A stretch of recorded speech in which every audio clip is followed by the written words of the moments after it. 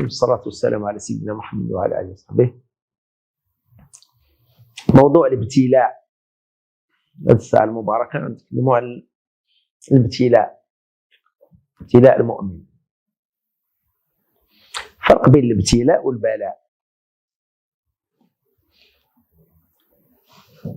من بداية الخليقة بدأ الابتلاء والبلاء.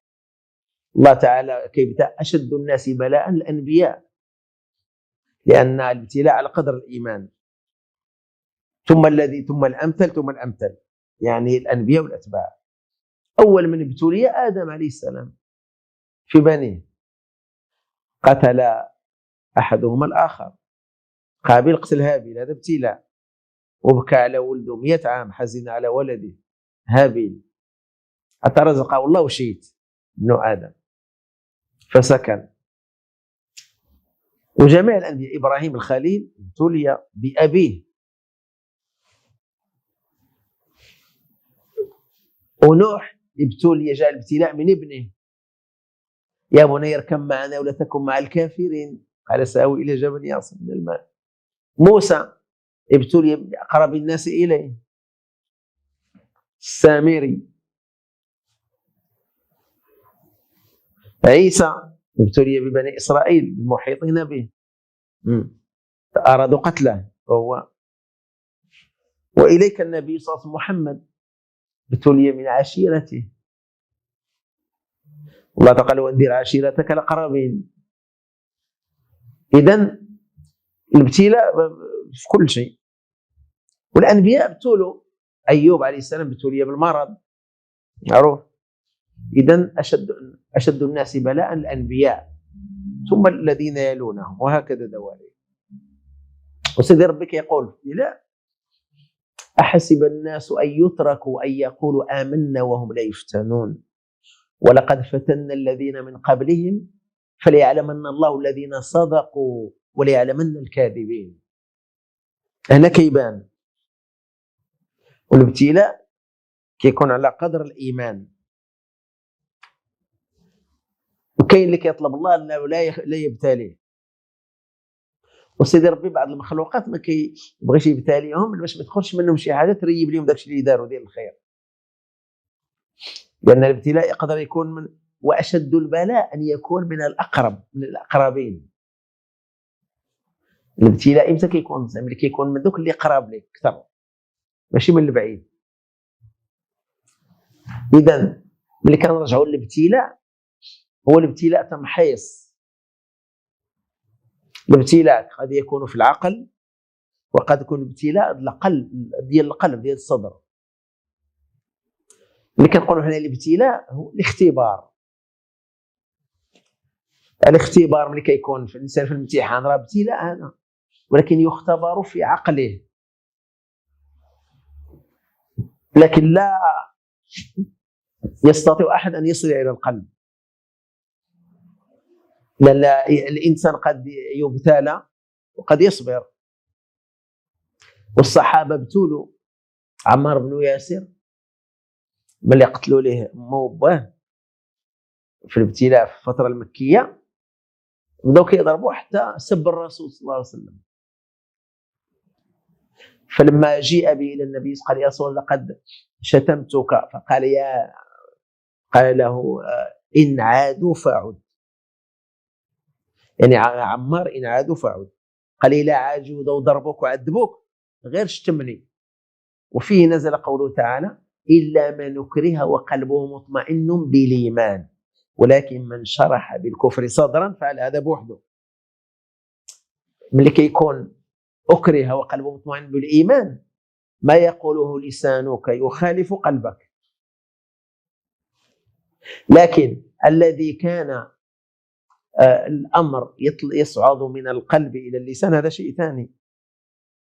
سيد ربي قال قد بدت البغضاء من أفواههم وما تخفي صدورهم أكبر، هذا نوع. أما ما يقوله اللسان حاجة أخرى. ما لا يؤاخذكم الله باللغو في أيمانكم، اللي كتقول شي حاجة تكون غير من فوق الحنجرة حاجة، لكن ملي كتكون من القلب هذه حاجة أخرى. إذا ملي كنرجعوا لعالم الابتلاء، أصحاب النبي صلى الله عليه وسلم كلهم ابتلوا. وجاء خباب بن الأرت عند النبي صلى الله عليه وسلم قال يا رسول الله ألا تدعو لنا، ألا تستنصر لنا؟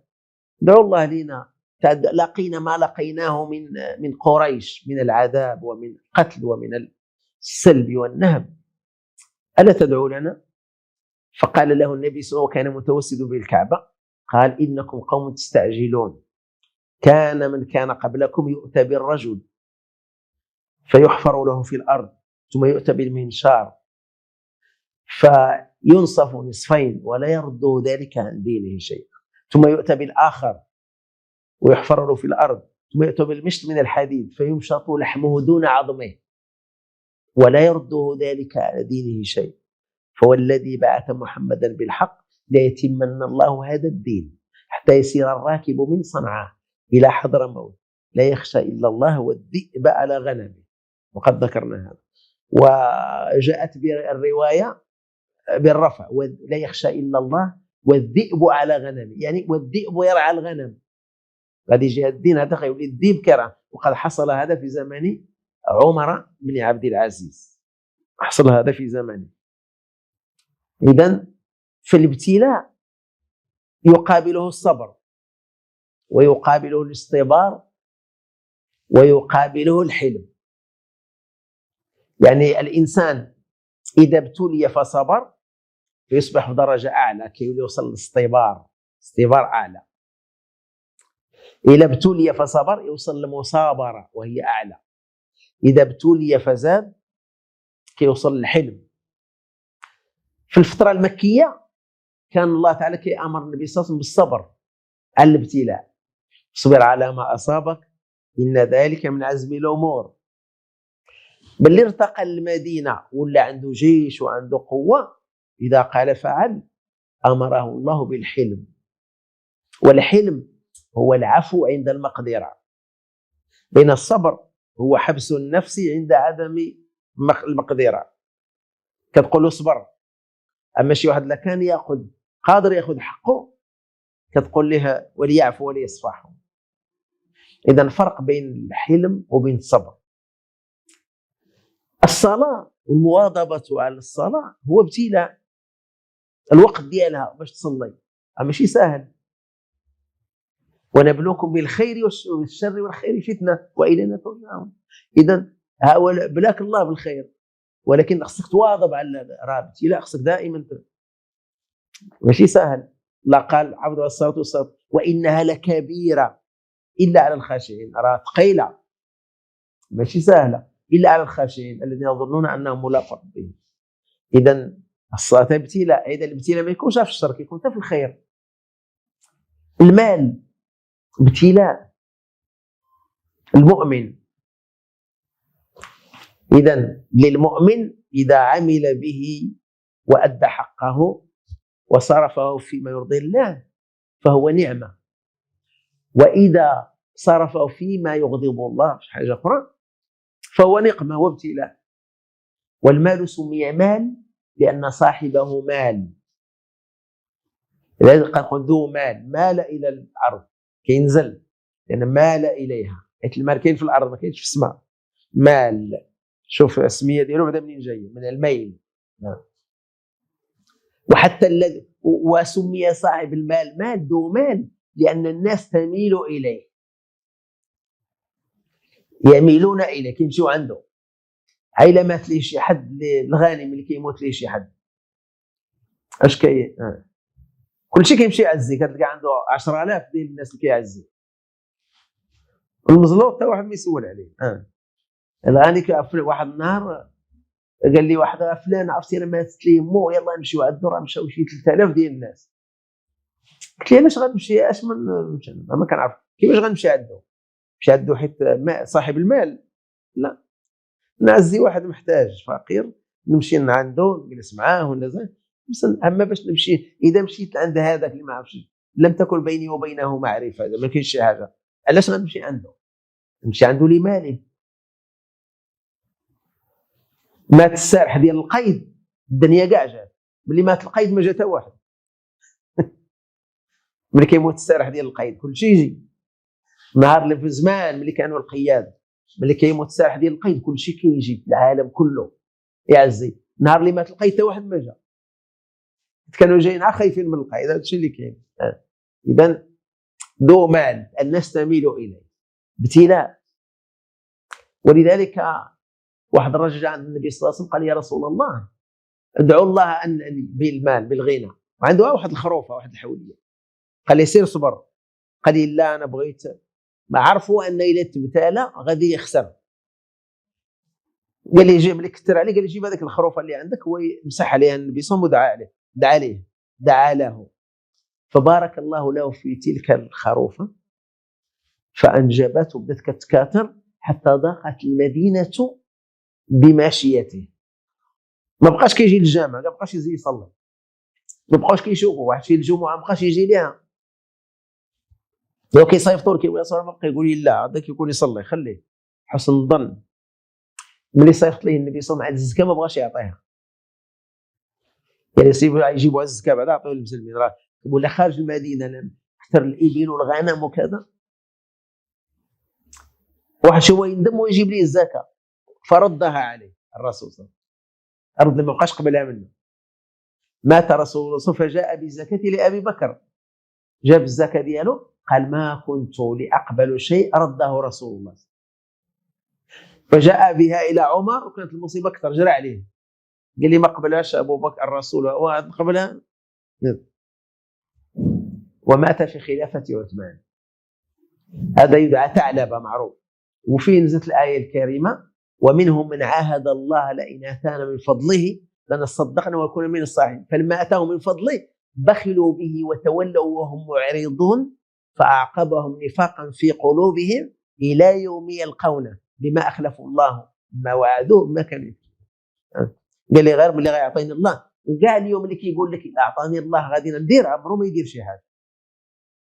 ملي غيعطينا الله نقضي، حيت اللي ما عطاش من القليل ما يعطيش من الكثير.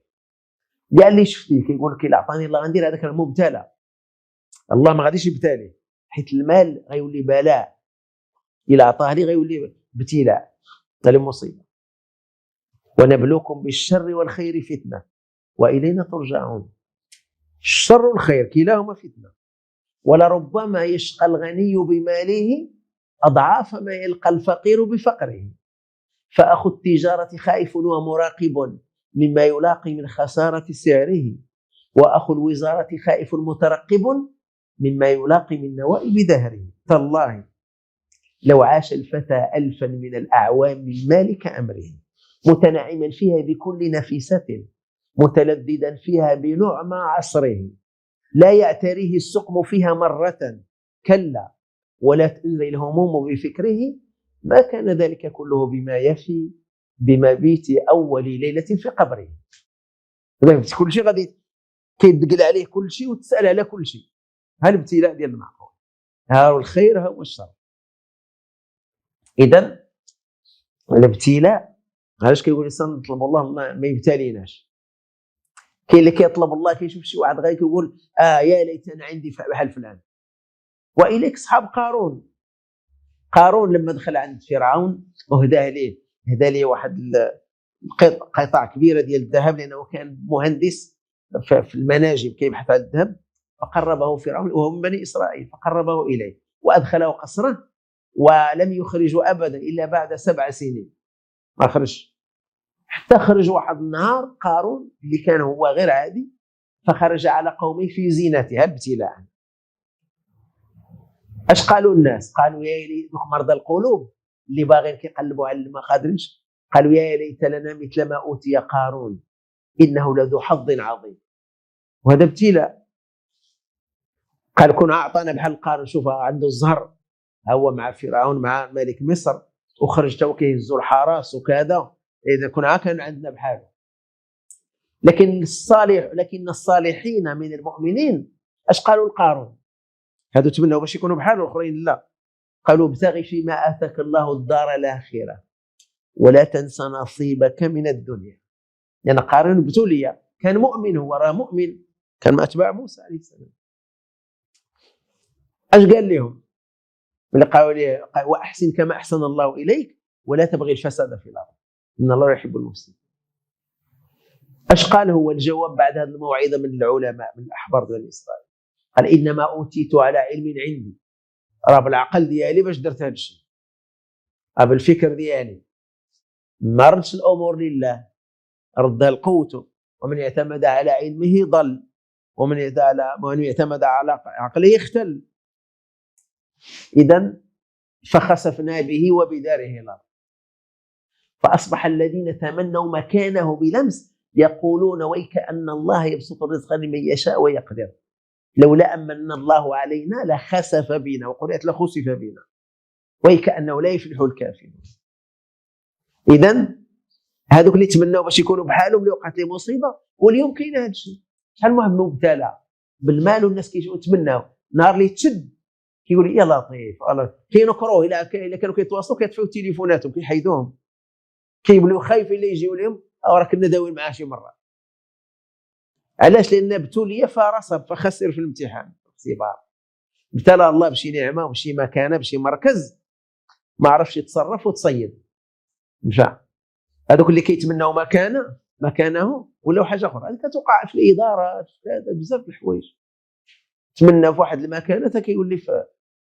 اذا قارون خسف الله به وبه الارض، والمخلصون من الناس قالوا لي ابتغي فيما اتاك الله الدار الاخره ولا تنسى نصيبك من الدنيا. النصيب من الدنيا اشنو هو؟ الكفن وذاك الحفره، ذاك القبر اللي غيتدفع، هذا هو نصيبك. ما قالش نصيبك في الدنيا، نصيبك في الدنيا هو المتاع هذا بوحده، ولكن هما كيقصدوا بالايه نصيبك من الدنيا من اش غتاخذ منها. الا كلت من التبصيل ولا كلت من هذه، كلت منه ماشي كلت فيها منه شويه، لكن هذا ابتلاء ديال الخير، ولكن كان فتنه له، دخلوا للنار بعد ان كان مؤمنا. اذا الله تعالى ملي كيبتلي المؤمن وكينجح في هذا كيرتقي، كيولي في درجه اخرى. الله تعالى ملي يتكلم عن الابتلاء اش قال؟ احسب الناس ان يتركوا ان يقولوا امنا وهم لا يفتنون ولقد فتنا الذين من قبلهم. الابتلاء فليعلمن الله الذين صدقوا وليعلمن الكاذبين. ما علاش قال كلمه صدقوا؟ لكن لان الانسان اللي كيقول لا ولا عندي كذا، الا عطاه ودار داك الشيء اللي كيقول اذا هذا صادق. واذا اصبح كصاحبنا الاول ثعلبه كيقول هذا كاذب. سليمان عليه السلام النبي ابتلاه الله، وداود ابوه الملك ابتلاه الله تبارك، حيت كل ما كما كيقولوا ديالنا زيد لما زيد دقيق، ملي كيعطيك الله شي حاجه كيبتليك على قد العطاء ديالك. وهل اتاك نبأ الخصم إذ تسوروا المحراب إذ دخلوا على داود ففزع منهم قالوا لا تخف خصمان بغى بعضنا فاحكم بينهم بالحق ولا تشطط واهدنا الى سواء الصراط ان هذا اخي له 99 نعجه ولي نعجه واحده فقال اكفلنيها، قال اكفلني وعزني في الخطاب. داود ما صبرش، بغى يتخلص منهم، قال لقد ظلمك بسؤال نعجتك الى نعاجه. اشنو اللي قال؟ قال خلاف الاولى، ما نقولوش خطا، ما نسبوش الخطا للانبياء، تادبا مع النبي نقولوا اخطا. كان المفروض يسمع الكلام الثاني عاد يقضي، هو قاضي الاول قبل ان يسمع كلام الثاني، فكان هذا الغلط. اذا هذا ابتلاء. وما الملائكه هربوا، هما كانوا ملائكه. اش قال الله تعالى؟ قال وظن داود ان ما فتناه فاستغفر ربه وخر راكعا واناب. قال ابن عباس وظن داود ان ما اختبرناه. اذا فتنه، عرف راسه انه غلط داود فخر راكعا. هذه الركعه ديال داود كاين، هذه سجده كاينه، خر راكعا واناب، ورجع على داك الشيء ولا كيسمع الثاني عاد يقضي الاول. الله بغى يوريك كيفاش يقضي. هذا ابتلاء. واشد الناس بلاء الانبياء. وهذه الحياه كلها ابتلاءات. الزواج ابتلاء، كتبدا تبني اسره خصك تصبر على بزاف د الحوايج. اي حاجه في الحياه ابتلاء. وهذه الدنيا هذه هي دار شنو؟ هي دار ابتلاء. هذه الدنيا دار ابتلاء، اللي نجح فيها كيمشي لدار الجزاء. ما نقولوش كما كيقولوا الناس اخرين ان الدنيا هذه دار الباطل، لا، هذه دار الحق وفيها الابتلاء. ولذلك الله تعالى من ينزل امر ادم ينزل من الجنه، هو وحواء قال اهبطا، هما بجوج، الهبوط يشملهما معا. فانك ستشقى، ولم يقل فانكما ستشقيا. الشقاء غير الادم ولا غادي يضرب تماره. اهبطا فانك ستشقى. الشقاء غيكون على هذا الجهه، ما يكونش لا، لان المطلوب بالتكاليف وبالنفقه هو هذا. هو هذا المخلوق، هو آدم عليه السلام. اهبط فإنك ستشقى. أما المرأة دائما نشئت في الحلية وهي في الخصام غير مبينة. المرأة دائما هي جوهرة مصونة، خص الرجل يحافظ عليها ويكرمها ويحترمها، لأن تربي أبناءه وبزاف الحوايج. وخا البعض بغا يدخلوا المرأة للشقاء حتى يدخلوا العذاب، ممكن سيدي ربي يحط له العمل والشقاء الدنيوي للرجل ماشي للمرأة. اهبط فإنك ستشقى. المرأة بحال البيضة لا نمسى عليها القشرة، إلا قشرتيها وخليتيها برا تفسد. فدائما تكون مصونة المرأة في بيتها، في دريها، في عملها، في أي مكان. هي المرأة دائما لها الاحترام، كامل الاحترام، وأعطاها الإسلام أعلى الاحترام وأعلى القيمة. الإسلام أعطاها للمرأة، كرمها تكريم من الخالق سبحانه وتعالى. والنبي قبل وفاته كان يقول أوصيكم بالنساء خيرا. لا، كيوصي بالنساء احترام المرأة وتشريف المرأة وتهلا في المرأة بزاف. المرأة أعطاها الإسلام واحد قيمة كبيرة، لأن المرأة قامة في المجتمع، لأن يكفيك أنها تربي أبنائك، هي الأم المثالية، الأجيال كلها كتخرج منها. إذا خصك تحاول باش المرأة كالشجرة، خصك ديما تعتني بها وتقبلها، لأن هذه الدين ديالنا هو اللي عطى هذا الشيء للمرأة أكثر من غيره. إذا ملي كنتكلموا على الابتلاء في الحياة لا بد. وهي كيقول ابن الونان: لا ترجوا صفوا بغير كدار فذا لعمر الله لم يتفق. لا ترجو في هذه الحياة صفاء غير مكدر. عمرك ما تلقى شي حاجة في الدنيا هذه ما يمكنش. لم يكن امرؤ منا في حبره إلا هتدت عليه عبره، ولم تطله فيها قيمة رخاء إلا نزلت عليه مزنة بلاء، وحري إذا أصبحت له منتصرة أن تمسي عليه متنكرة. هذا هو الابتلاء. كم من واثق بها نكبته، وذي طمأنينة قد صدعته، وذي نخوة قد جعلته ذليلا، وذي أبها قد جعلته حقيرا. سلطانها دول اليوم عندك وغدا عند غيرك، وعيشها رغد وعذبها سمام وأسبابها رمام.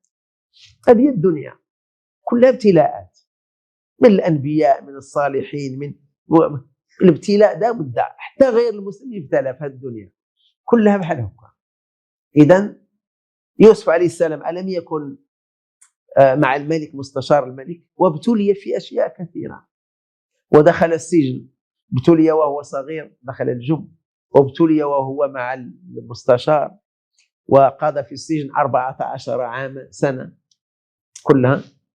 إذا دخل السجن قضى 14 عام في السجن، وخرج وأنقذ مصر من 14 عام أخرى. 14 اللي قضاها في السجن هي 14 اللي نجا منها مصر. 7 سنين الأولى شد راسه قال السجن أحب إلي، هذا ابتلاء. و7 سنين الثانية شدوا سيدي ربي ملي قال الخباز اذكرني عند ربي فأنساه الشيطان ذكر ربه فلبث في السجن بضع سنين. هي 7 سنين أخرى ولات 14. وبهذيك هذيك 14 عام اللي في السجن اللي دوزها هي 7 سنين و7 سنين اللي جات ديال القحط لمصر. يعني هما شدوه ظلم 7 سنين 14 عام، انتقم منهم سيدي ربي، سلط عليهم 14 عام ديال القحط. 7 سنين الاولى كانوا كيزرعوا وخزنوا خايفين، والثانيه جات فيها الجفاف. ثم يتم بعد ذلك عام فيه يغاث الناس وفيه يعني باش قتلتي باش تموت. حكموا عليه ب 14 وجزاهم الله ب 14 عام ديال القحط الى ان جاء نجاهم الله. وكان هذا ابتلاء في حق النبي يوسف عليه السلام. والابتلاء في هذه الدنيا لا بد منه. لولا الابتلاء لما عرفت الراحة، لولا الليل لما عرف النهار، لولا الأسود لما عرف الأبيض. إذن هذه الدنيا هذه فيها سيدي ربي قال خلق الظلمات والنور. يعني الظلمات بزاف فيها الابتلاءات، فيها قل فيها ما تشاء، وفيها النور. ولكن المؤمن يتلقى الابتلاء بقبول برضا، لأن الله يقول على المؤمنين لنحيينه حياة طيبة.